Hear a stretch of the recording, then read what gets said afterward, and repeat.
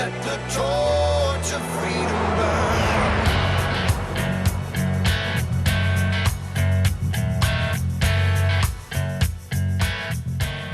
Welcome to the intersection of faith and the culture. WallBuilders Live, taking the hot topics of the day from a biblical, historical, and constitutional perspective.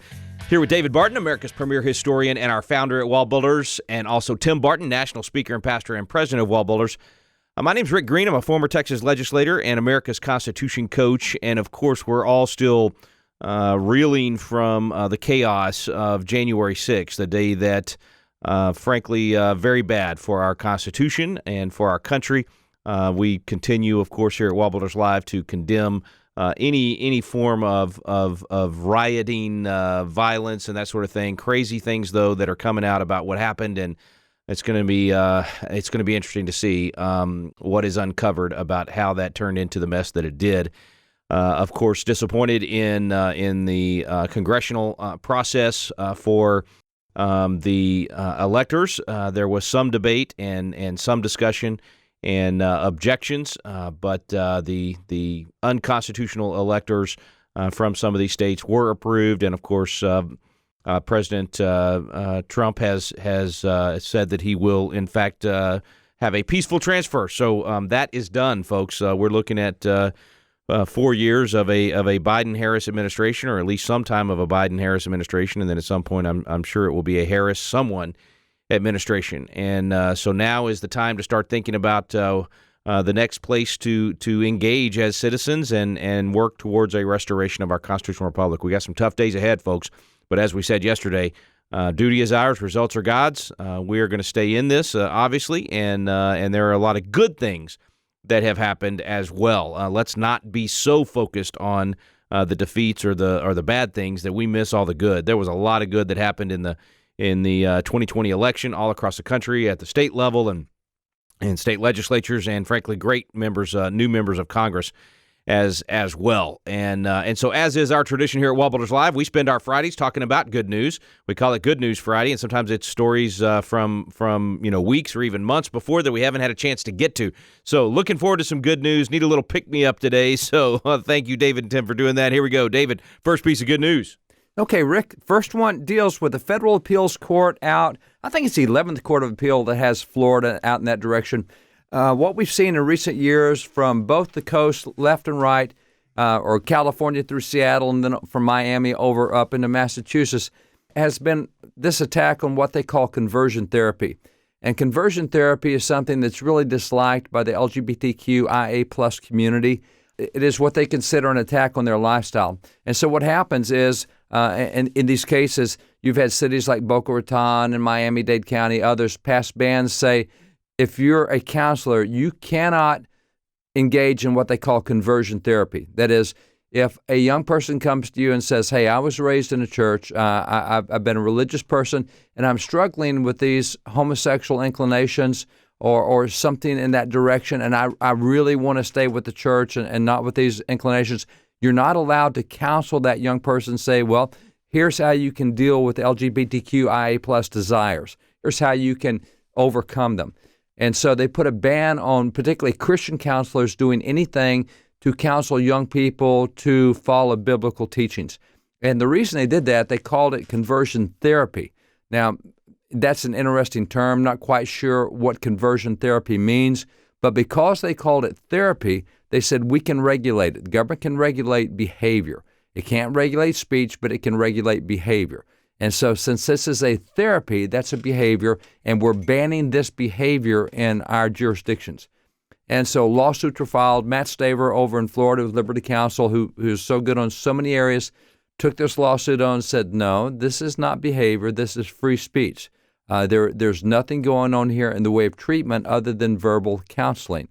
And so as this case proceeded up the chain through the court, it finally got to the 11th Circuit, and in a 2-1 decision, the court said, look, what's going on here is you have clearly nothing but speech. And they investigated and found that everything that they're calling conversion therapy is nothing but counseling. And they're upholding the clients or the kids that are coming to be counseled. They're upholding their desire to live a lifestyle in conformity to biblical teachings.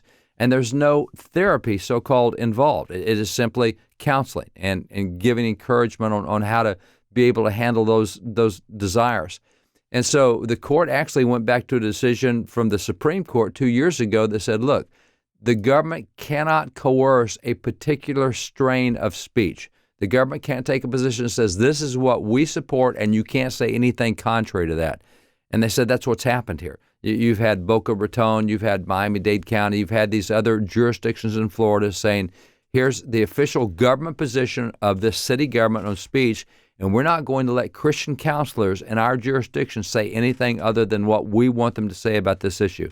And so the court came back very strongly and said, nope, that goes away. You can't have a single government position on speech and not have anything else said. And because this does not involve behavior, it involves solely something being said, we're striking it down. So that's a really good position, and that's going to help other cases across the country. A few years ago, this was something that was really popular in city governments, was to really target Christian counselors on what they called conversion therapy. And this case is really good about knocking it down. And even back, I remember when that happened, and we were all just like, I can't imagine we will outlaw, what a counselor can actually say to someone that's asking for help. I mean, that just seemed like such an overreach of government. So this is definitely good news on that front when we're facing so much other, censorship and so many other things that seem to run against the Constitution instead of defending those freedoms. All right, quick break. We'll be right back. Tim Barton's got the next piece of good news. Stay with us, folks. You're listening to WallBuilders Live.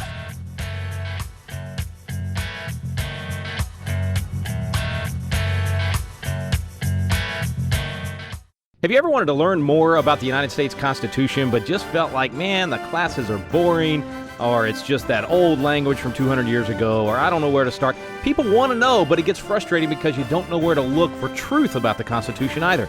Well, we've got a special program for you available now called Constitution Alive with David Barton and Rick Green, and it's actually a teaching done on the Constitution at Independence Hall in the very room where the Constitution was framed.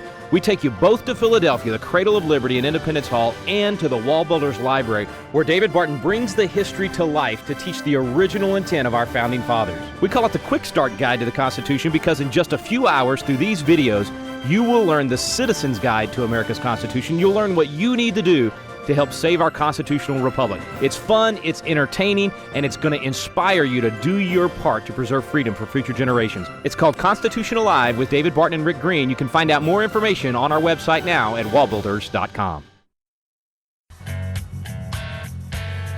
We're back on WallBuilders Live. Good News Friday today, and as we said earlier, we could all use some good news right now. We've had some kind of stacking up on us over the last few weeks. So, Tim, what's your first piece of good news? Yeah, it's certainly worth noting in the midst of the craziness we've had going on in America over this last week, really over the last couple of months. We've been very preoccupied with trying to cover the day-to-day stuff, but there has been so many good things happening, not only in America, but even around the world. This one comes from Poland, and just at New Year's, there was a story that came out about a church bell that had gone missing back in the Nazi days. And one of the things that happened back the World War II era is the Nazis would go to churches and they would take down their bells and they would use the bells. They would melt the bells down and they would make weapons or ammunition. They would use it for that kind of manufacturing. And it's estimated, there's a report that came out that the Nazis took down and melted some 80,000 church bells. How many? So 80,000 is what the report was. So that's a massive number. Well, this church from Poland, and I'm gonna give you my pronunciation of the town name. Do you speak Polish? I do not. So for the Polish listeners I apologize. But Sławosis had a 465-year-old church bell, and they began looking for it. 465 years old on a church. We don't even have anything in the country that we can identify that old. Yeah, it was a 16th century church bell, right? So this goes back a long time. It was in the Catholic Church, and they began looking for the bell. And apparently, in Poland, there were more than 1,300 bells taken out of Poland alone. But apparently, there were some bells that were not melted down, and so the church began looking and asking the question, is maybe our historic church bell among them? And it's been 77 years that this church bell has been gone, but they found the church bell in Germany. British military authorities at the end of the war apparently told Germany they could keep the stuff that was still there. And so now the bell belongs to Germany. Poland reached out and said, hey, that's our bell. Here's the pictures. Here's the proof. And so Germany has now, technically it's officially a long-term loan, but they have given the church bell back to the church in Poland. And the pastor said that they were going to start off the new year by ringing the bell. And then because they're in Germany, they shut the nation down because of COVID. And so they didn't get to have the New Year's service to ring the bell. But the pastor said, we've been waiting 77 years. Waiting another month for this lockdown to end is not a problem. We're just so excited to have the church bell back. But certainly looking back at something that was taken in World War II under the Nazi regime and finding it 77 years later, that's really cool for that church to get their bell back. We need bell music at this point to go, before we can go to the next story. Well, I know some Christmas themes that deal with ringing bells. You want some Christmas music, Rick? We'll take Christmas music after. We definitely need some good cheer. So let's we need some Christmas bell music as we go. Well, actually, let's get another piece of good news.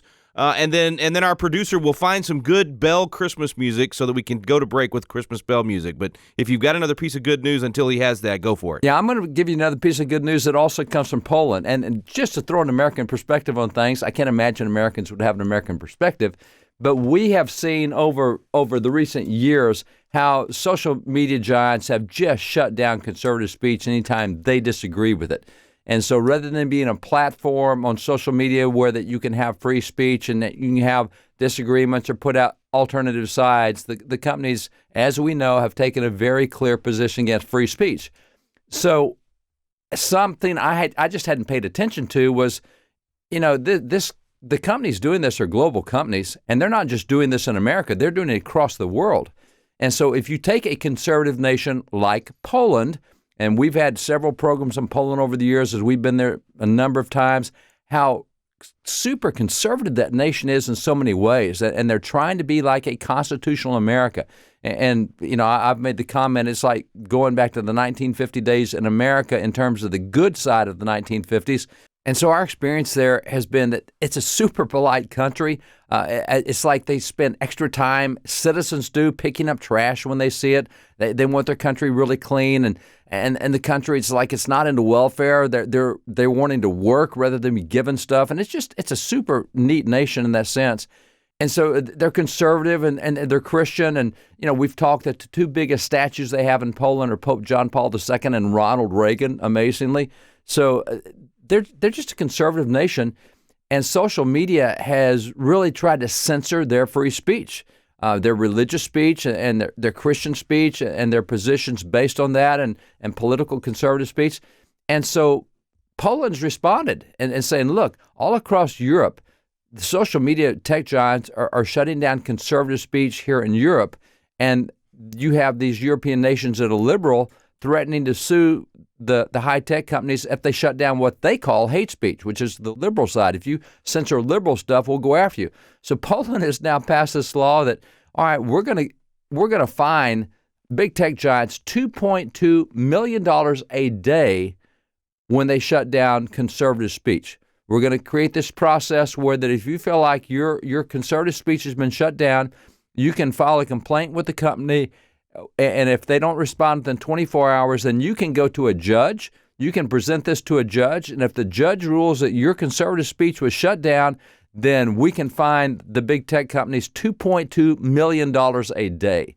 That's a massive fine. I don't know how they collect it, but I know that's a great position to take, that we want the social media tech giants to be a platform and not censor speech. Right now, they're censoring conservative speech. Great move by Poland. So adding on to what Tim said about Poland finding this bill, good news from Poland, here's another good news story from Poland. Well, I would love I love that idea. I mean, you talk about guaranteeing free speech. I doubt we'll see as many crackdowns from social media. Hey guys, we want to let you know about a new resource we have at WallBuilders called The American Story. For so many years, people have asked us to do a history book to help tell more of the story that's just not known or not told today, and we would say very providentially in the midst of all of the new attacks coming out against America, whether it be from things like the 1619 Project that say America is evil and everything in America was built off slavery, which is certainly not true, or things like even the Black Lives Matter movement, the organization itself, not the statement Black Lives Matter, but the organization that says we're against everything that America was built on, and this is part of the Marxist ideology. There's so many things attacking America. Well, is America worth defending? What is a true story of America? We actually have written and told that story, starting with Christopher Columbus, going roughly through Abraham Lincoln. We tell the story of America not as the story of a perfect nation or a perfect people, but the story of how God used these imperfect people and did great things through this nation. It's a story you want to check out. WallBuilders.com, The American Story. We're back here on WallBuilders Live. Thanks for staying with us on this Good News Friday. And, man, I just want to thank you guys, David, Tim, going into the weekend after what we've been through this week. I'm so glad y'all do Good News Friday every week and compile these stories. So keep hitting me with some good news. What's next, David? Well, actually, Tim's going to jump in. Okay, Tim, go for it. And I'm saying that in the third person because instead of saying me, that way, I don't know why I said Tim, but yes, I'm going to go. And this one comes from Indiana. It's the Indiana Right to Life. They got a victory this year, and it's kind of interesting because it goes back to 2016. In 2016, Indiana had a law that was signed by then Governor Mike Pence, and the law was Dignity for the Unborn Act. And the law required that anybody that's going to provide an abortion also has to offer the person who is seeking the abortion the opportunity to view a fetal ultrasound at least 18 hours before the abortion. And so Governor Mike Pence signed that into law. And in 2016, when that was in effect, abortions went down in Indiana. In 2017, there was an appeal and a federal judge blocked that. And then in 2017, abortions had a 13% increase in Indiana. So there was a spike in abortion. Well, the person, or the group rather, that was opposing the ultrasound law was Planned Parenthood. And Planned Parenthood was fighting and appealing, and Planned Parenthood just dropped the lawsuit. And so, actually just last week, this law went back into effect. The beginning of January, the law went back into effect in Indiana, and it's expected to save many, many more lives along the way, as mothers now have the opportunity to see that this, in fact, is a child, that is a human being. So contrary to what some of these quote-unquote medical professionals are telling them, that it's just a fetus, it's just a piece of tissue, it's not really a human, they're going to see in this fetal ultrasound that, no, that is, in fact, a unborn human. And so this is where you see, again, so many lives being saved because of this. It's interesting to me that Planned Parenthood just now decided they're going to drop the suit, which certainly indicates they know they're not going to win this. But anytime you get a victory against Planned Parenthood, that is a victory worth celebrating. And it's just interesting that this is a law that was signed by then Governor Mike Pence. And so just really interesting kind of some of the background now, knowing where Mike Pence has been the last 4 years. But it is really good news that unborn babies will be, many more unborn babies will be saved in Indiana, and mothers will have the opportunity to realize that instead of being maybe a science denier, like some of these medical professionals are saying it's just a fetus, it's just tissue, they're actually going to see real science, these moms, and see that is an unborn child. So this is really good news. It is interesting that Planned Parenthood backed down. I don't think I can recall another time when Planned Parenthood hasn't at least kept it in the court, because keeping it in court is kind of like an injunction. It keeps that previous decision there. And that's an interesting thing. They back down. I mean, kind of wonder if maybe it's monetary, maybe all the shutdown of Planned Parenthood funding from so many communities and states has had an effect on their ability to have. I don't know what the reason is, but that's really interesting. I don't recall that. And President Trump did help block federal funding to Planned Parenthood. And so that certainly could be one aspect and one factor that there could be monetary issues. And you're right. This has been essentially an injunction going on for nearly 4 years, because it was 2017. We're now in 2020. So really it's more like 3.5 years. But this has been a long time. And for them to drop the suit, that is a really big deal. So this is good news, again, for the unborn, for moms in Indiana. And so this is one of many pieces of good news we have in our stack about victories in the pro-life area. right, guys, quick break. We've got time for one more segment of good news. Stay with us, folks. You're listening to WallBuilders Live.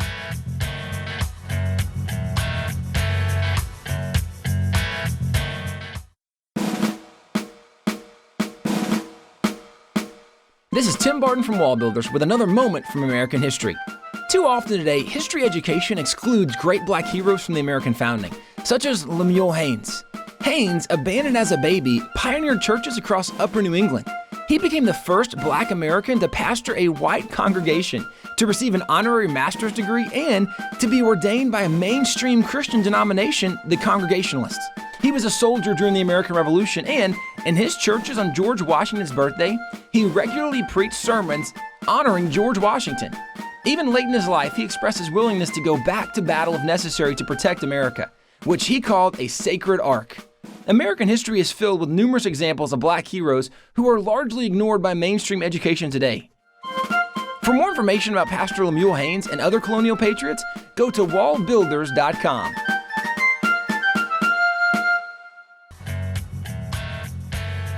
We're back here on WallBuilders Live. Thanks for staying with us for our Good News Friday. All right, guys, we got time for a couple of more. David, what's our next piece of good news? It deals with the COVID vaccinations and the vaccines.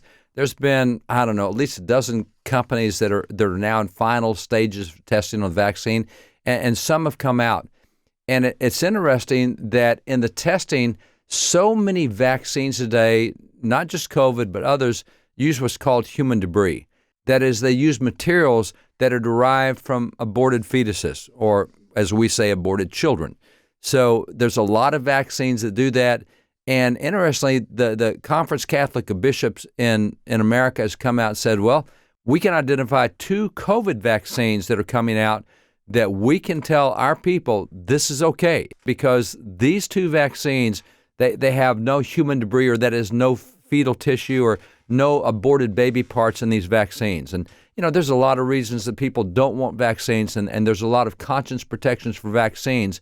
And oftentimes that conscience protection involves, look, we don't want to participate in any way with abortions, and a lot of vaccines use that. But good news is that 2 of the leading vaccines that are out on COVID right now, 2 of the first ones that are available, and I understand there's another 10 vaccines in stage 3 testing, which is the final step before getting approval. But at least 2 of the vaccines that are currently out right now have no aborted baby tissue in them at all, and that's really good.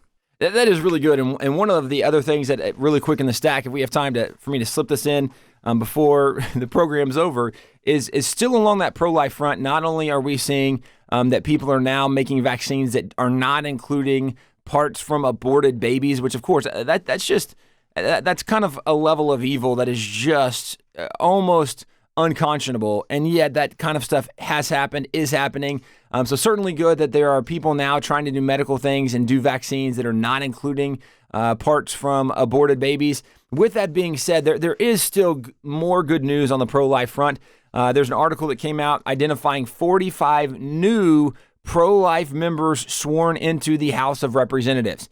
And so as we talk about victories on the pro-life front, part of how you get those victories is you elect pro-life politicians. You elect them both in the state legislature and, in this case, in the U.S. Congress. And the fact that there are 45 new pro-life members that have been elected to Congress is really positive news. There's actually a breakdown of even some in the Senate who have been elected who are now pro-life. And so one of the things that we are consistently seeing is, even though there's a lot of cultural decay, there's a lot of moral decay, there's a lot of issues we talk about inside the church, there's a reason we're telling people that we need to start in our sphere of influence, talking to our friends, engaging our friends, helping teach and disciple and mentor those around us. If you're somebody who you're 30, you're 40, you're 50, you're 60, you're 70, you need to have people that you are mentoring and discipling. You need to have people that you are pouring into. And it's interesting, by the way, just kind of on topic, but side note, if you look at Jesus, Jesus did not wait for people to come to him to disciple. It says that Jesus went and he called the disciples to him. He said, "You come follow me and I will show you how to be a fisher of man."